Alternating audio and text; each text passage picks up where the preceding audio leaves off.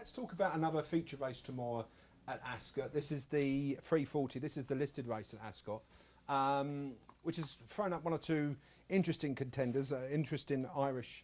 Well, not recruit is the wrong word. A horse coming over from Ireland. I'm trying to pronounce it. Dabidian? Yeah. Dabidian. Thank you very much, Ray. Right. What are your thoughts on that one? Yeah, it's got a terrific chance, absolutely. It's a favourites chance. But as is the norm with me, I don't go for favourites. I'm always looking for something to beat the favourite. And I can't get away from the filly at the bottom, Dark Crusader. Won our last three very convincingly. Watched the last race it won. It just cruised up and just took it.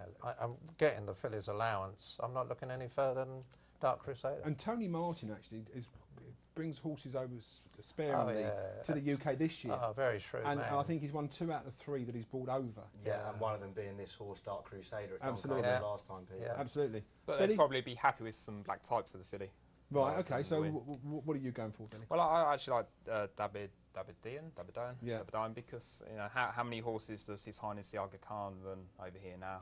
This horse was entered in the St Leger a few weeks ago. And the Irish Leger as well. But you'd expect a horse to go from the front, and there is a potential for someone like your selection way to come. She'll cruise at the end. Yeah, she'll come.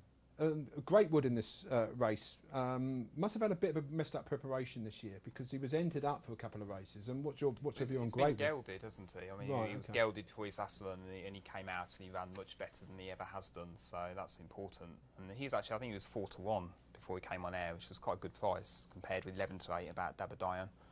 So. Yeah. Well, I know that I wouldn't run better if I had mine now just chopped off. So no, you're right. I'm going to actually agree with Ray on this one and go for the lady in the field with Dark Crusader. I think that weight allowance. If you look at the actual official ratings, that'll bump her up to around 103, 104, and she's got to be on the premises at the end. In an 8-horse field, that's a great each way. I mean, it is sort of £3 clear of Greatwood. I mean, there's a horse down the bottom that I like, which is Sharaman.